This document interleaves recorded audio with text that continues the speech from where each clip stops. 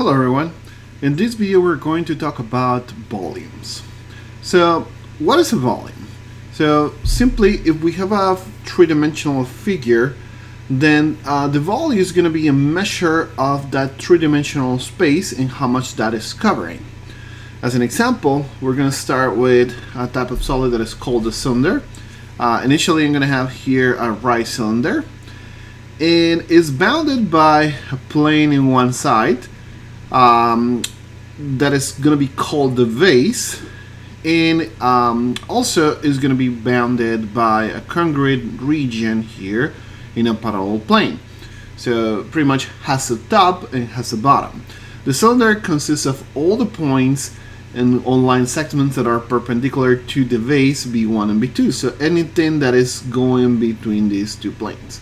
So essentially, as you can see from the figure here, is this entire volume. The most common cylinder that you might know is the circular cylinder that has as a base, it has a circle of radius r. And notice that in any of these figures, the way to be able to calculate the volume is just know what is the measure of the base, so in this case, for example, the circle, and then know what is the height, and you multiply the area of the base by the height. In particular, the circular cylinder is going to be pi r squared, since the area of the base is pi r squared being a circle, and then we have the height h, and then that's going to give us the whole value of the volume for the circular cylinder. In case of other volumes, the idea is the same. We have the area of the base by the height. In particular, notice we have here a rectangular box, and this rectangular box is going to have an area that is going to be given by L by W here, which is the area of the base, and then we have the height. So the whole volume is going to be LWH, since that encloses all the dimensions. Now, but for any solid that is in a cylinder or a box, what's going to happen is that we're first going to cut the cylinder S into many pieces and approximate each of these pieces by a cylinder. So if we have something else that we cannot approach in the same way, we're going to try to approach it by many calculations of small cylinders. And then we're going to estimate then the volume of the solid by adding all the volumes of the cylinders. Okay, so we're going to start by intersecting the solid with a plane and obtaining a region that is going to be called a cross section. So this is going to look somewhat like this. So for example, this is a volume, and it's not a standard volume. It's not easy to see what is a base, what is a height in this scenario. So instead what we do is we take cross sections, and we're going to take these cross sections and we're able to calculate the area of all these cross sections. So for example, here we have this figure, and we can put it like it's the product of a function between an interval a and b.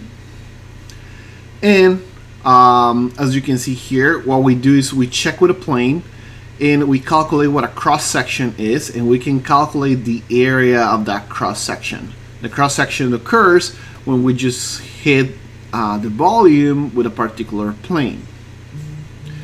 Notice that the cross-sectional area will vary as it increases from A to B. So this is going to be a different area here and a different area here than what it is here. Now, so how that looks when we do it with the whole volume. Notice that if we divide the solid into n different slabs of equal width, so like this is like we're taking the volume and we're cutting it. This is like cutting a thick slice of bread. And what we do is we can divide this interval in many sub-intervals, in like n sub-intervals here. And this is going to be a bunch of cuts. And then what we do is then we calculate the volume of each of the cuts, and then we can add them all, and that's going to be the sum of our volumes. Notice that I'm going to have some sort of measure of the base, because the measure of the base can be given by the distance x0 to x1 or x1 to x2. So I can calculate a fixed measure of how much is that going to be. And so I'm going to have some measure of how a certain length of the vase is going to be. So now we generalize this idea, and then once that we do this many times, we make the sloughs very thin. We make the distance between I minus 1 and xi very small. Once that we make this very small, what we do is, okay, so we're gonna have a bunch of different small volumes or small areas that we're counting, and then we're gonna add them all together. So because we're doing the limit of a sum, of a Riemann sum, what's going to happen is that this is going to transform into the integral of all these areas. And so the volume now can be expressed as the integral of all those areas on the interval AB. Now, let's see an example of this into play. Let's show that the volume of a sphere of a radius r is 4/3 of pi r cubed.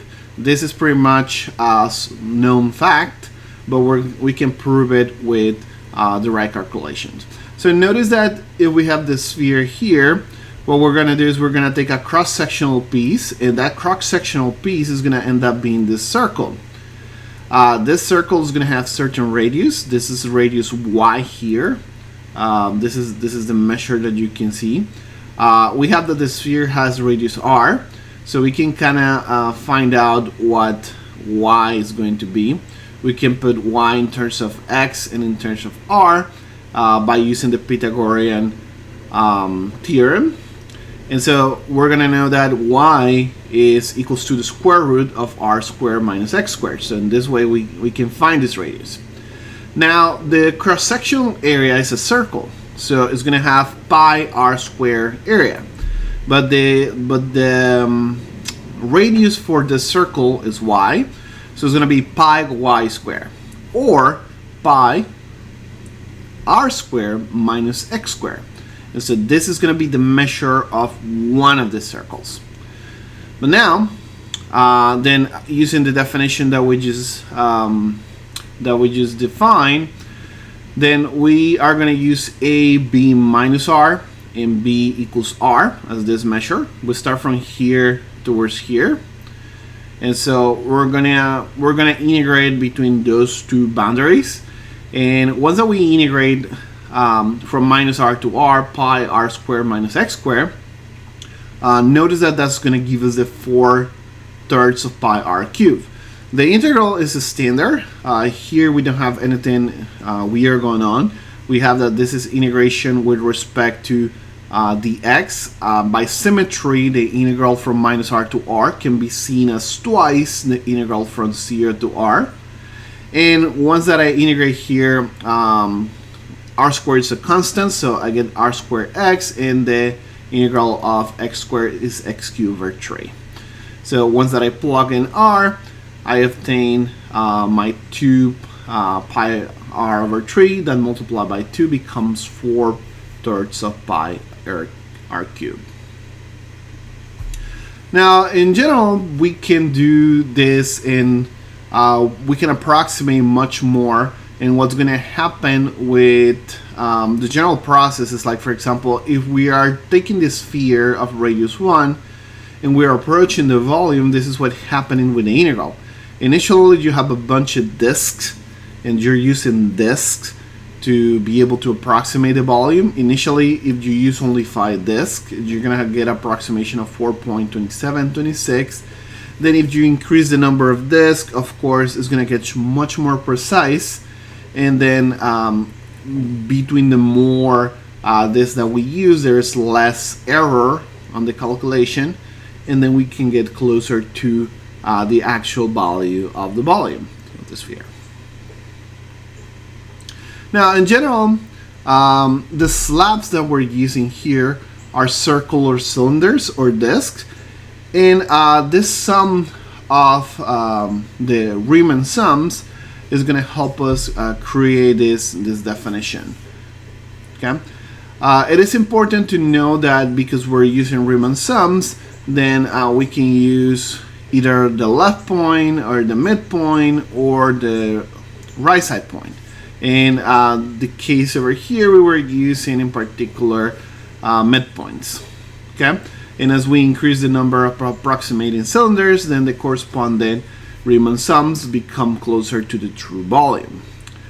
Now, so this is going to be the introduction to calculating volumes via integrals, Riemann sums, through different methods. So now in the next videos, we're going to see a couple of those methods, which is going to be the method of this, or also the method of the cylinders, or the method of the washers. So see you in the next video.